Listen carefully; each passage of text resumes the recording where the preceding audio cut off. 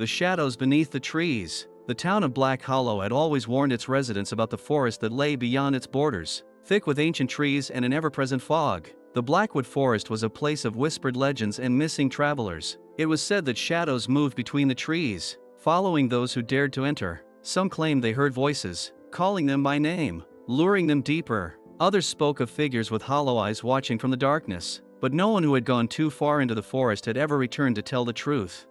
Emma and her friends, Mark, Jason, and Lily, had grown up hearing the stories, but they never believed them. They were nothing more than old tales meant to scare children. So, on the eve of Halloween, with nothing better to do, they decided to test the legend. Armed with flashlights and a camera, they ventured past the warning signs and into the woods. At first, it felt like an ordinary forest, cold, quiet, and endlessly dark. Their flashlights barely pierced through the dense fog. The trees stretched high above them, their twisted branches clawing at the sky. The deeper they went, the quieter everything became. Not even the sound of crickets or rustling leaves accompanied them. Then, the whispers started. Soft, indistinct at first, like the wind moving through the trees, but as they walked further, the whispers grew clearer. They weren't random noises, they were voices, calling their names. Emma froze. "Did you hear that?" she whispered, her breath visible in the cold air.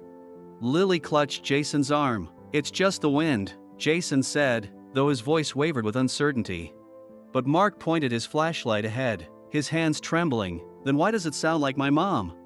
A chill ran down their spines. The voice was unmistakable. It was Mark's mother, but she was home, miles away, and she was calling to him, urging him forward. Then, something moved, just beyond their lights. Shadows slithered between the trees, too fast to be human. Shapes flickered in the mist, watching them with hollow eyes that absorbed the light instead of reflecting it. The air grew heavy, thick with something unseen but suffocating.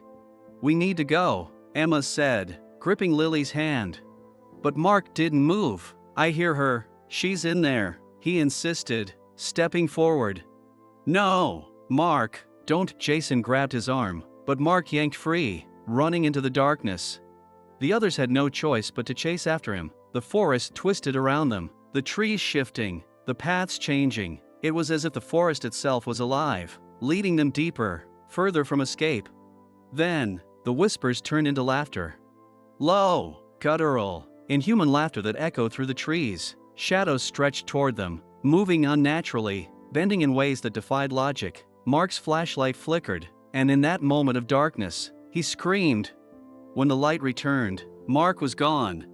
Panic seized them. They called for him, their voices swallowed by the endless void of the trees. Jason turned to Emma, his face pale. "We have to run." They sprinted, weaving through the trees, never looking back. The laughter followed, growing louder, closer. The shadows stretched long, reaching for them, trying to pull them in. Just as Emma felt something brush against her ankle, she saw the break in the trees, the edge of the forest.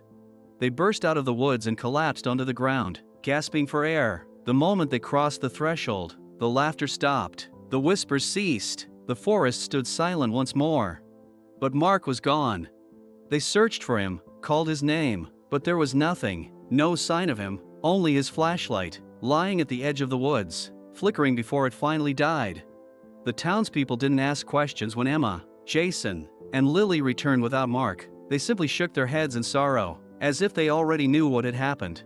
That night, Emma lay awake in bed, her mind racing. The image of those hollow eyes haunted her, the way the forest had seemed to shift, trapping them inside, and worst of all, the voices.